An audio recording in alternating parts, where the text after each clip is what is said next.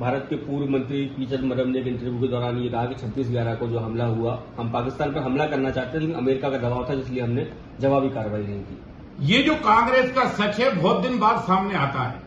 मैं कांग्रेस की तत्कालीन सरकार को यही तो हम कहना चाहते हैं कि मनमोहन सिंह जी की सरकार इतनी बहरीगूर में क्यों हो गई थी?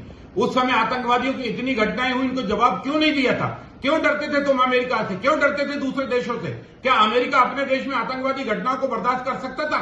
अगर अमेरिका अपने देश में आतंकवादी घटना बर्दाश्त नहीं कर सकता तो हिंदुस्तान अपने देश में आतंकवादी घटना कैसे बर्दाश्त कर सकता है? और इसलिए अमेरिका का मुंह और पाकिस्तान का मुंहतोड़ जवाब भारत को देना चाहिए था। पी चिदम्बरम जी और सोनिया गांधी की मंडली ने पाप किया है। हिंदुस्तान से माफी मांगनी चाहिए आपको, देश से माफी मांगनी चाहिए आपको, क्योंकि आपने आतंकवादियों को आश्रय देने की कोशिश की, जबकि मुंहतोड़ जवाब देना चाहिए था।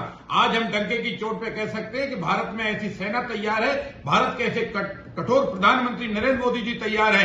ईंट का जवाब पत्थर से देते हैं। कोई हमारे आतंकवादी घटना करता है, हम दुश्मनों के घरों में घुसकर सर्जिकल स्ट्राइक करते हैं, उनको मौत के घाट उतारते हैं। कोई हमारे बहनों को के सिंदूर जो है पहलगांव में उजाड़ता है तो हम उनके 100-150 लोगों को मारते हैं और उनके अड्डों को जो है बम से उड़ाकर तहस नहस करके खेल के मैदान में तब्दील कर देते हैं। भारत के प्रधानमंत्री नरेंद्र मोदी जी ने कहा है कि सुन लो दुनिया के देशों, जो देश आतंकवादियों से दोस्ती करेंगे उन देशों से भारत की दोस्ती नहीं हो सकती।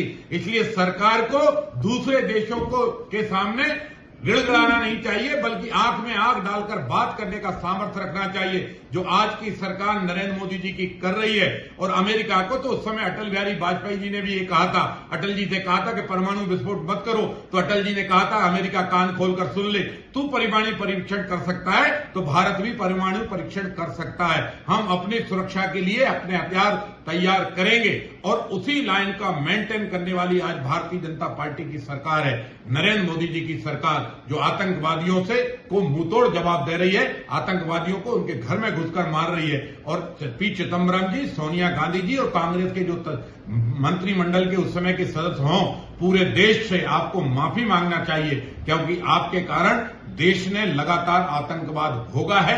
और आप आतंकवादियों को अगर मौत के घाट उतारते तो हिंदुस्तान में आतंकवादी घटनाएं बंद हो जाती। कांग्रेसियों ने ना जाने किस किस के डर में और किस किस के दबाव में कब कब हिंदुस्तान के ऊपर कौन कौन से विश्वासघात किए हैं, ये तो कांग्रेसी नेता ही बताएं। लेकिन हम इतना भरोसा करते हैं कि एक एक कांग्रेस का नेता अंतिम समय पर अपना सच जरूर बताकर देश को जाएगा और देश से माफी भी मांगनी चाहिए। कांग्रेसी मित्रों, हिंदुस्तान के साथ विश्वासघात किसी भी कीमत पर बर्दाश्त नहीं किया जाएगा।